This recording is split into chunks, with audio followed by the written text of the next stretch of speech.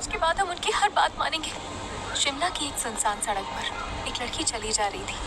मन ही मन महादेव से प्रार्थना कर रही थी। उसके कानों में माँ की गुस्से भरी आवाज गूंज गई, शाम के बाद घर से मत निकलना संख्या, वरना मुझसे बुरा कोई नहीं होगा। माँ ने उसे पहले ही मना किया था, लेकिन संख्या पर जैसे जिद सवार हो गई थी। प्लीज माँ, अंधेरा होने से पहले लौट आऊंगी ना, अब मैं बच्ची थोड़ी हूँ। माँ से किसी तरह परमिशन लेकर संख्या घर से निकल गई अपनी दोस्त जिमी के घर जाने के लिए। लेकिन बातें करते करते कब शाम ढल गई कुछ पता ही नहीं चला। और जब संख्या घर लौटने लगी तो अचानक ही बादल छा गए। रात के सिर्फ 9 बजे थे, लेकिन सड़क पर एकदम सन्नाटा पसरा हुआ था। लेकिन आसमान में जैसे भवंडर छाया हुआ था। पूरा आसमान काले बादलों से ढका हुआ था और जोरों की बिजली कड़क रही थी। लड़की ने एक बार फिर आसमान की तरफ देखा और होठों ही होठों में बुदबुदाई, नाते प्लीज, बस 2 मिनट और, घर पहुंच जाए बस। अगर भीग गए तो माँ और ज्यादा डांटेगी। और इसी मौके पर फोन की बैटरी भी खत्म होना था। हमारे पास टॉर्च तक नहीं है। संख्या तेजी से कदम बढ़ा रही थी। अचानक जोरों से बिजली कड़की और वो घबरा कर तेजी से दौड़ी। लेकिन घबराहट में उसने सामने से आ रही थी लड़की की तरफ ध्यान ही नहीं दिया। वो उनसे टकराने ही वाली थी कि उसने अपने कदम संभाल लिया और माफी मांगते हुए बोली, सॉरी, हमने देखा नहीं। इतना कहकर वो जैसे ही आगे बढ़ी, पीछे से एक लड़के ने उसका दुपट्टा पकड़कर खींचा और जोर से हंसते हुए कहा, लेकिन हमने तो तुझे देख लिया। तभी एक बार फिर बिजली चमकी और संख्या का रूप एक बार फिर उन तीनों की आंखों के सामने आ गया। इस बीच संख्या ने भी उनका चेहरा देख लिया था। तीनों नशे में डूब गए। उनके पास से शराब की तीखी महक आ रही थी। सारे झटके से अपना दुपट्टा छुड़ाया और बोली, बदतमीजी मत करो और अपना रास्ता नापो। ये सुनकर तीनों जोरों से हंसने लगे। संख्या उनसे बचने के लिए दौड़ी, लेकिन वो तीनों एकदम से संख्या के पीछे लग गए। उनमें से एक चिल्लाया, अरे कहाँ जा रही हो हमें छोड़कर?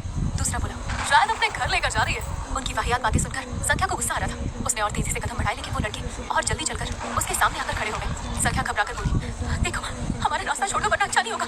उनमें से एक बोला, अब तो जो होगा बहुत अच्छा होगा डार्लिंग।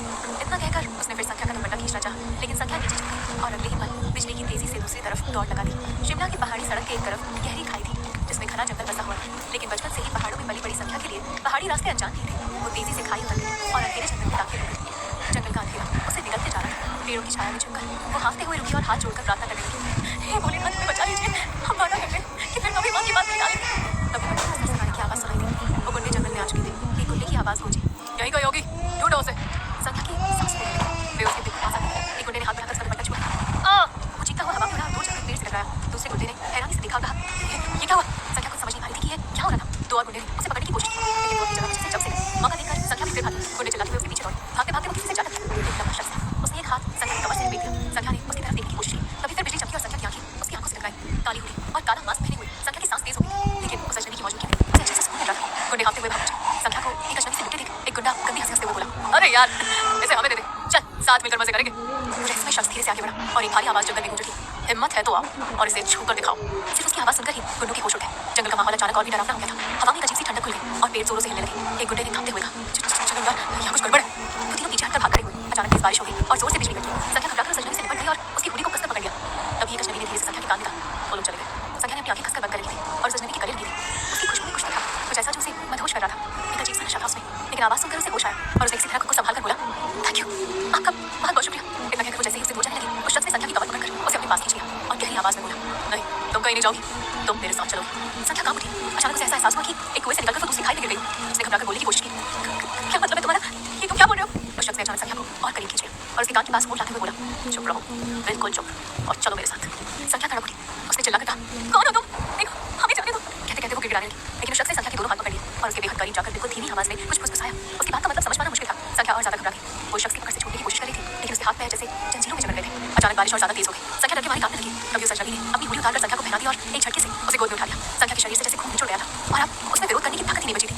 अजनबी उसे गोद में उठाकर जंगल के बाहर ले आया और रोड पर खड़ी एक कार की बैक सीट पर डाल दिया। संख्या ने किसी तरह हिम्मत बटोरकर कहा, देखो प्लीज हमें जाने दो। अचानक उस अजनबी ने पलट कर देखा और होठों पर उंगली रखते हुए बोला, चुप रहो, बिल्कुल चुप। संख्या बुरी तरह डर गई। उस अजनबी ने अब भी मास्क पहना था। दूर दूर तक अंधेरा था। उसने गाड़ी स्टार्ट की, लेकिन इंजन खड़ खड़ कर बंद हो गया। वो अजनबी गुस्से में बोला, लगता है बैटरी को भी ठंड लग गई है। ये कहकर वो गाड़ी से उतरा और बोनट खोल दिया। उधर संख्या ने हिम्मत हुई और महादेव से प्रार्थना करते हुए बोली, हे महादेव हमें शक्ति देना। इतना कहकर उसने धीरे से कार का दरवाजा खोला। दिल्ली की तरह दबे पांव बाहर सड़क थे। संख्या ने जल्दी से सड़क पार की और घर की तरफ भागी। अचानक वो अजनबी एकदम से उसके सामने आकर खड़ा हो गया और उसका हाथ पकड़ते हुए गहरी आवाज में बोला, तुम गाड़ी से क्यों उतरी? थोड़ी देर पहले एक गुंडे तुम्हारे पीछे थे ना, वो अभी ही बंद हो गया। संख्या की बंद हो गई। तभी एक औरत की आवाज आई, संख्या, संख्या बेटा, कहाँ हो तुम? संख्या चौंक कर बोली। टॉर्च की रोशनी चमक रही थी और अंधेरे में एक साड़ी पहनी हुई औरत की धुंधली आकृति दिखाई दी। संख्या ने चिल्लाने की कोशिश की, लेकिन उससे आवाज नहीं निकल रही थी। तभी उस औरत की आवाज फिर गूंजी, संख्या, कहाँ हो बेटा? अचानक संख्या में न जाने कहाँ से ताकत आ गई। वो जोर से चिल्लाई, माँ, माँ भी आओ। ये औरत कोई और नहीं, संख्या की माँ थी। जैसे ही उसने संख्या की आवाज सुनी, वो तेजी से उसकी तरफ दौड़ी। उसने टॉर्च की रोशनी संख्या की आवाज की तरफ फेंकी। संख्या भी अपने हाथ छुड़ाकर माँ की तरफ बढ़ी और एकदम से जाकर उसके गले लग गई। उनकी माँ ने उसे कसकर गले लगा लिया और जल्दी जल्दी उसके शरीर को छूकर देखने लगी और घबरा कर उससे पूछा, संख्या तुम ठीक है ना? इतनी घबराई हुई क्यों है? संख्या बोली, हाँ माँ, हाँ वो। संख्या ने उस रहस्यमय शख्स के बारे में अपनी माँ को बताना चाहा, लेकिन जब वो पीछे मुड़ी तो वो रहस्यमय शख्स गायब हो चुका था। उसने गहरी सांस लिया और बात बनाते हुए कहा, अंधेरा हो गया था, बारिश भी होने लगी थी। उसकी माँ नाराज होकर बोली,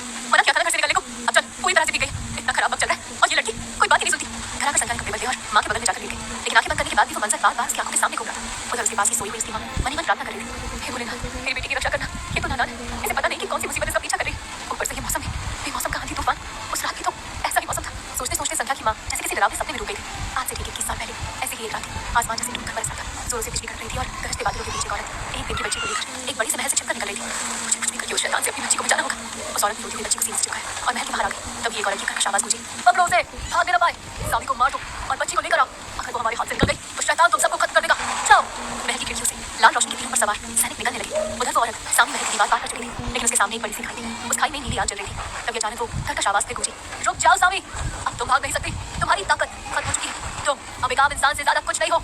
और ये खाई नहीं, इस लोक की सीमा है, इसके पार गई तो अपने साथ इस बच्ची को भी खत्म कर लोगी। सीमा ने पलट कर देखा, एक भयंकर शक्ल वाली औरत उनके सामने खड़ी थी। सामी को सोच पाती, लेकिन पलक झपकते ही वो भयानक औरत उसके पास आकर खड़ी हो गई। और जैसे ही उसने बच्ची को छीनने के लिए हाथ बढ़ाया, सामी ने खाई में छलांग लगा दी और वो औरत जोर से चीख पड़ी, नहीं।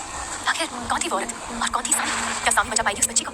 और कौन था वो रहस्यमय अजनबी जिसने संध्या को बचाया था? जानने के लिए सुनिए इस कहानी का अगला भाग सिर्फ प्रतिलिपि FM पर।